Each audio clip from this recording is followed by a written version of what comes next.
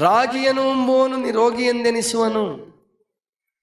ರಾಗಿಯನ್ನು ಉಂಬೋನು ನಿರೋಗಿ, ರೋಗಿ ಅಲ್ಲೋ ಮರ, ನಿರೋಗಿ. ರಾಗಿಯನ್ನು ಉಂಬೋನು ನಿರೋಗಿ ಎಂದೆನಿಸುವನು. ರಾಗಿಯು ಭೋಗಿಗಳಿಗಲ್ಲ, ಬಡವರಿಗಾಗಿ ಬೆಳೆದಿಹುದು ಸರ್ವಜ್ಞ. ರಾಗಿಯನ್ನು ಉಂಬೋನು, ಈಗ ಜ್ವರ ಬಂದಾಗ ಅನ್ನ ಉಣ್ಬೇಕು ಅಂತ ಬೆಳೆಸ್ಬಿಟ್ಟಾರ್ರಿ ಮೈಸೂರು ಕಡೆ, ಅಥವಾ ನೀವೆಲ್ಲಿ ಎಲ್ಲಿ ಬೆಳೆಸಿದ್ರೆ ಗೊತ್ತಿಲ್ಲ. ನಮ್ಮ ಕಡೆ ರಾಗಿ ಜ್ವರ ಬಂದಾಗ ಎಂದೂ ಅನ್ನ ಉಣ್ಣಲ್ಲ. ಸಿದ್ದರಾಮಯ್ಯನವ್ರು ಅಕ್ಕಿ ಅನ್ನ ಏನದು ಅನ್ನಭಾಗ್ಯ ಶುರು ಮಾಡಕ್ಕೆ ಇದೇ ಕಾರಣ. ಅವ್ರು ಚಿಕ್ಕವರಿದ್ದಾಗ ಯಾರೋ ಅಕ್ಕಿ ಬೇಡಕ್ಕೆ ಬಂದಿದ್ರಂತೆ, ನಮ್ಮ ಮಗುಗೆ ಜ್ವರ ಬಂದಿದೆ, ಮೈಸೂರು ಕಡೆ ಅನ್ನ ಉಣ್ತಾರೆ. ಆದರೆ ಹಾಸನ ಕಡೆ ಎಲ್ಲ ಜ್ವರ ಬಂದಾಗ ಯಾವ ಕಾರಣಕ್ಕೂ ಅನ್ನ ಕೊಡಲ್ಲ, ಕೊಡಬಾರ್ದು ಅನ್ನನ.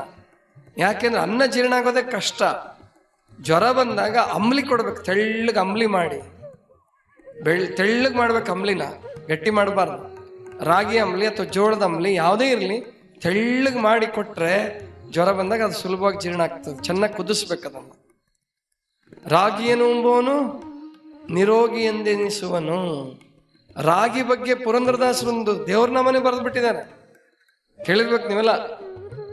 ರಾಗಿ ತಂದೀರ್ಯ ಭಿಕ್ಷಕ್ಕೆ, ರಾಗಿ ತಂದೀರ್ಯ ಯೋಗ್ಯರಾಗಿ, ಭೋಗ್ಯರಾಗಿ, ಭಾಗ್ಯವಂತರಾಗಿ ನೀವು ರಾಗಿ ತಂದೀರ್ಯ ಭಿಕ್ಷಕ್ಕೆ, ರಾಗಿ ತಂದೀರ್ಯ ಅಂತ ಹೇಳ್ತಾರೆ. ನನಗೇನು ಬರಲ್ಲ ಹಾಡಕ್ಕೆ, ಹಂಗಾಗಿ ಅದನ್ನು ತಿಳ್ಕೊಳ್ಳಿ. ಎಲ್ಲರೂ ಸಿಕ್ಕಿದ್ರೆ ಕೇಳಿ. ರಾಗಿ ಬಗ್ಗೆ ಅಷ್ಟು ರಾಮಧಾನ್ಯ ಚರಿತೆ ಅಂತ ಹೇಳಿ ಕನಕದಾಸರು ರಾಗಿ ಮೇಲೆ ಒಂದು ಕವಿತೆ ಕಾವ್ಯ ಬರೆದು ಬಿಟ್ಟಿದ್ದಾರೆ. ಅಷ್ಟು ಅದ್ಭುತವಾದದ್ದು ರಾಗಿ. ರಾಗಿ ಬಗ್ಗೆ ಇನ್ನೂ ಒಲವು ಬೆಳಿಬೇಕಾಗಿದೆ ನಿಮಗೆ, ಬೆಳೆಸ್ಕೊಳ್ಳಿ. ರಾಗಿ ದೋಸೆ ಚೆನ್ನಾಗಿರ್ತದೆ. ರಾಗಿ ಬಿಸ್ಕೆಟ್ ಶುರುವಾಗಿದೆ ಇವಾಗ, ರಾಗಿ ಬಿಸ್ಕೆಟ್ ಮಾಡ್ತಾ ಇದ್ದಾರೆ. ರಾಗಿ ಉಪ್ಪಿಟ್ಟು ಕೂಡ ಮಾಡಿದ್ರು ತುಮಕೂರಲ್ಲಿ, ಒಬ್ರು ನಾನು ನೋಡಿದ್ದೆ. ಹಾಗೆ ರಾಗಿನಲ್ಲಿ ಹೊಸ ಹೊಸ, ಈಗ ರಾಗಿ ಚಕ್ಲಿ ಮಾಡ್ಬೋದು, ರಾಗಿ ಕೋಡ್ಬಳೆ ಮಾಡ್ಬೋದು. ರಾಗಿಯನ್ನು ಅನೇಕ ರೂಪದಲ್ಲಿ ನೀವು ಬಳಸಲಿಕ್ಕೆ ಬರುತ್ತೆ. ಹಾಗೆ ರಾಗಿ ಶಾವಿಗೆ ಕೂಡ ಮಾಡ್ಬೋದು. ರಾಗಿನಲ್ಲಿ ರಾಗಿ ಶಾವಿಗೆ ಮಾಡ್ತಾರೆ ನಮ್ಮ ಕಡೆ ಎಲ್ಲ.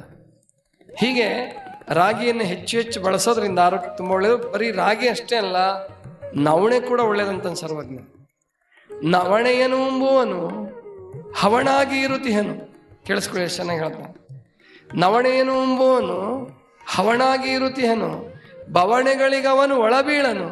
ಈ ಮಾತು ಠವಣೆಯಲ್ಲೆಂದ ಸರ್ವಜ್ಞ. ನವಣೆಯನ್ನು ಉಂಬುವನು, ನವಣೆ ಅಂದ್ರೆ ನೋಡಿದಿರಾ ಮಕ್ಕಳು ಇವಾಗ? ವಾಟ್ ಈಸ್ ದಟ್ ನವಣೆ ಅಂತಾರ. ನವಣೆ ಬಹಳ ಒಳ್ಳೇದು. ಅದನ್ನು ಕುದಿಸಿ ನವಣೆ ಅನ್ನ ಮಾಡಿ ಮೊಸರು ಅಥವಾ ಹಾಲು ಹಾಕೊಂಡು, ಸಕ್ಕರೆ ಕಾಯಿಲೆ ಇರೋರ್ಗಂತೂ ನವಣೆ ಅಕ್ಕಿ ಅನ್ನನೇ ಒಳ್ಳೇದು. ಅದಕ್ಕೆ ನವಣೆ ಅಕ್ಕಿ ಬಹಳ ಒಳ್ಳೇದು. ಸರ್ವಜ್ಞ ಹೇಳ್ತಾನೆ, ನವಣೆಯನ್ನು ಉಂಬೋನು ಹವಣಾಗಿ ಇರುತ್ತೆ. ನಾನು ಸಲ್ಕಿನ್ ಕೊಪ್ಪದಾಗಿದ್ದಾಗ ಅಲ್ಲೊಬ್ರು ಬಸಯ್ಯಜ್ಜ ಅಂತಿದ್ರು. ಆವಾಗ ಅವ್ರಿಗೆ 70 ವರ್ಷ, 72 ವರ್ಷ ಇರೋದು. ಬಸಯ್ಯಜ್ಜವ್ರು ಹೇಳ್ತಾ ಇದ್ರು ಅವಾಗ, ಯಾವಾಗ 22 ವರ್ಷದ ಹಿಂದೆ ಹೇಳ್ತಿದ್ರು. ಹಿಂದೆ ಜ್ವರ ಬಂದ್ರೆ ಏನ್ ಮಾಡ್ತಿದ್ರು ಅಂತ ಗೊತ್ತಾ? ನಿಮ್ಗೂ ಹಿರಿಯರಿಗೆ ಗೊತ್ತಿರ್ಬೋದು. 3 ದಿವಸ ಏನು ಊಟ ಮಾಡ್ತಿರ್ಲಿಲ್ವಂತೆ ಹಿರಿಯರು. ಅಂದ್ರೆ ಒಂದು 60-70 ವರ್ಷದ ಹಿಂದಿನ ಮಾತಿರ್ಬೇಕದು. ಏನು ಊಟ ಮಾಡ್ತಿರ್ಲಿಲ್ಲ, ಬಿಸಿನೀರು ಕುಡಿಯೋದು ಮಲಗೋದು, ಬಿಸಿನೀರು ಕುಡಿಯೋದು ಮಲಗೋದು. 4ನೇ ದಿವಸ ನವಣೆ ಅಕ್ಕಿ ಅನ್ನ ಮಾಡಿಸ್ಕೊಂಡು, ಗಂಜಿ ಮಾಡಿಸ್ಕೊಂಡ್ಬಿಟ್ಟು ಅದಕ್ಕೆ ಮಜ್ಜಿಗೆ ಹಾಕ್ಕೊಂಡು ಕುಡಿದು ಹೊಲಕ್ಕೆ ಹೋಗ್ಬಿಡೋರಂತ, ಕೆಲಸ ಮಾಡಕ್ಕೆ ಹೋಗ್ಬಿಡೋರು. ಜ್ವರನೇ ಕಾಡ್ತಿರ್ಲಿಲ್ಲ ಅವ್ರಿಗೆ, ಭಾಳ ಫ್ರೆಶ್ ಆಗ್ತಿದ್ರು. ನವಣೆ ಬಹಳ ಒಳ್ಳೇದು. ಅದಕ್ಕೆ ಸರ್ವಜ್ಞ ಹೇಳ್ತಾನೆ, ನವಣೆ ಏನು ಉಂಬುವನು ಹವಣಾಗಿ ಇರುತ್ತೇನು. ಹವಣಿ ಅಂದರೆ ಕರೆಕ್ಟಾಗಿ ಯೋಗ್ಯವಾಗಿರೋದು, ಹಗುರವಾಗಿರೋದು, ಸರಿಯಾಗಿರೋದು. ನವಣೆ ಉಂಡವನು ಆರಾಮಾಗಿರ್ತಾನೆ. ನವಣೆ ಏನು ಉಂಬುವನು ಹವಣಾಗಿ ಇರುತ್ತೇನು, ಬವಣೆಗಳಿಗೆ ಅವನು ಒಳಬೀಳನು. ಬವಣೆ ಅಂದ್ರೆ ನೋವು, ತೊಂದರೆ, ರೋಗಕ್ಕೆ ಅವನು ಈಡಾಗೋದಿಲ್ಲ. ಈ ಮಾತು ಠವಣೆಯಲ್ಲೆಂದ ಸರ್ವಜ್ಞ.